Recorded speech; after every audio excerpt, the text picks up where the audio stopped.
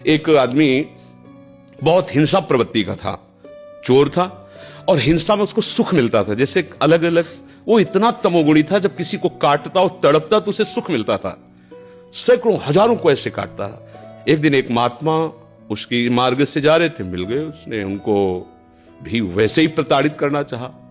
तो भगवत प्राप्त महात्मा थे। उन्होंने कहा कि बच्चा, इससे तुमको क्या मिलता है? तो संतों के दर्शन से, संभाषण से अंतःकरण की मलिनता का नाश होता है। यदि अभिमान त्याग कर संतों के पास जाया जाए तो एक एक कदम यज्ञ के समान होता है। संत दर्श को चालिए तज माया अभिमान। जो भगवान में वास्तविक रमण करने वाले महापुरुष हैं, उनका प्रभाव होता है। उस पापात्मा जीव की हिम्मत नहीं हो रही थी उनकी तरफ देखने की। उनका बेटा, तुम ये सब क्यों करते हो? तो उन्होंने उनका सुख के लिए करता हूं, संपत्ति छीनता हूं, मारता हूं। इसे बोले, अभी तुम सुख की पहचान ही नहीं जानते हो, किसे सुख कहते हैं? तो उनका, फिर मुझे बताइए आप सुख किसे कहते हैं? बोले, हमारी बात तुम्हें तभी समझ में आएगी तब तुम निष्पाप हो गए, क्योंकि पापवंत कर सहज स्वभाव भजन मोहिते ही भावन।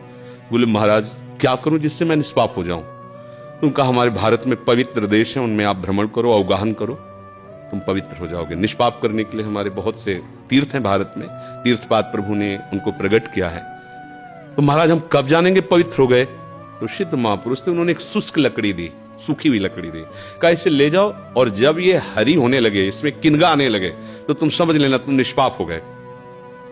चला गुरु को प्रणाम करके 10 किलोमीटर चला हुआ। शाम हुई, एक वृक्ष बड़ा था, उसके नीचे रुका। गांव में रहने का स्वभाव उसका नहीं था और उसमें 4-5 चोर बैठे हुए थे और वो नीचे जड़ में ऐसे जाके बैठ गया। रात्रि व्यतीत हो तो तीर्थयाटन को जाएंगे। वो ऊपर प्लान बना रहे थे कि इन गांव वालों ने मुझे बहुत सताया है, आज रात्रि में 12 बजे चारों तरफ से आग लगा देंगे और अस्त्र शस्त्र ले जो भागेगा मारेंगे, पूरे गांव को आज नष्ट करेंगे। उसके कान में पड़ी बात। उसने कहा कि तीर्थ यात्रा तो जा ही रहे हैं, अगर इन जो 4 हैं 5 हैं इनको अगर मार देते हैं तो जा ही तो रहे हैं तीर्थ यात्रा में, पूरा गांव बच जाएगा। ये पूरे गांव को मारना चाहते हैं, पशु पक्षी हैं, बहुत से जीव हैं।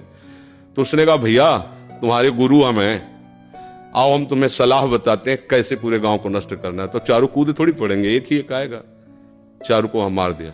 सोचा अब यहां हिंसा हो गई, नहीं रुकेंगे। लकड़ी उठाई तो हरी हो गई। उनका गुरुजी ने कहा था जहां हरी हो जाए वापस चला गया। वहां गया संत भगवान को। संत ने कहा, हम जानते थे कि तुम ऐसे स्वभाव वाले हो कि तुम्हें तीर्थ यात्रा सुहाएगी नहीं, वापस आ गए। तो उनका, भगवान आपकी आज्ञा पर। आपने कहा था हरी हो, देखो हरी हो गई। बोले, कौन से तीर्थ में? बोले, तीर्थ लेके आ। 4 को और मार दिया है। बोले, बताइए कैसे? उन्होंने बोले, देखो बेटा, पहले स्वार्थ के उद्देश्य से मारते थे तो पाप हुआ, लेकिन पूरे नगर के बचाने के लिए 4 को मारा आपने। उद्देश्य आपका दूसरों के सुख के, इसलिए मारना ये आपको तीर्थयाटन से भी अधिक पवित्र करने वाला हो गया।